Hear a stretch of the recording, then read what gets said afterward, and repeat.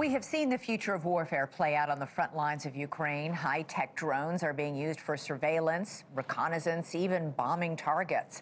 But there's another more complex technology that could one day revolutionize the battlefield. A San Francisco-based startup is developing the Phantom Mk1. It's 5 feet 9 inches tall, 175 pounds, and can carry up to 44 pounds in weight. It is a humanoid robot that the company says could one day fight in the place of humans. NewsNation's Nancy Liu joins us now with an exclusive look. Nancy, this sounds like something out of a Hollywood movie, but this is real life. Definitely real, Elizabeth. There are currently about 24 companies working to develop humanoid robots, and all of the major players have pledged not to weaponize their products. But in a NewsNation exclusive, we got to drop in on Foundation Robotics, the only company that's purposely building humanoids for war and national defense. How hard is it to create this? This is harder than building a car. Is it? Yeah. Sanket Patak is the co-founder and CEO of Foundation, creator of Phantom, a humanoid robot that may one day be the first line of defense on the battlefield. The goal is to spare the lives of humans during war.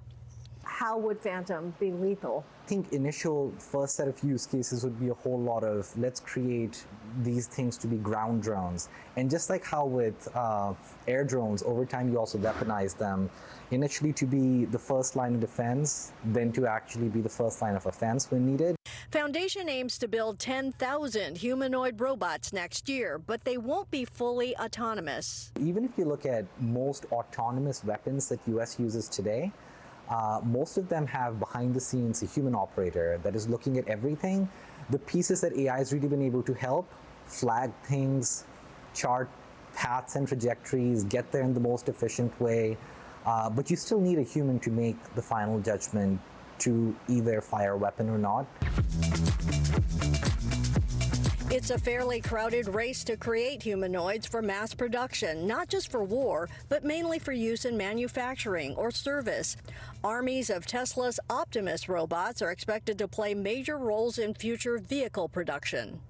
Morgan Stanley predicts major adoption of humanoids by the late 2030s and the overall market to top $5 trillion by 2050. A healthy chunk of that will likely be humanoids for war.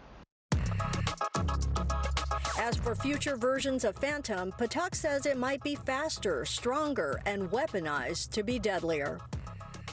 With him, our goal is to build out the most capable and rugged humanoid because, to your point, we want to deploy it in pretty extreme surroundings.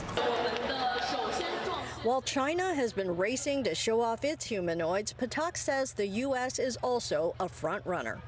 Pretty neck to neck on research and development. What US humanoids can do is about what Chinese humanoids can do. We are behind on manufacturing.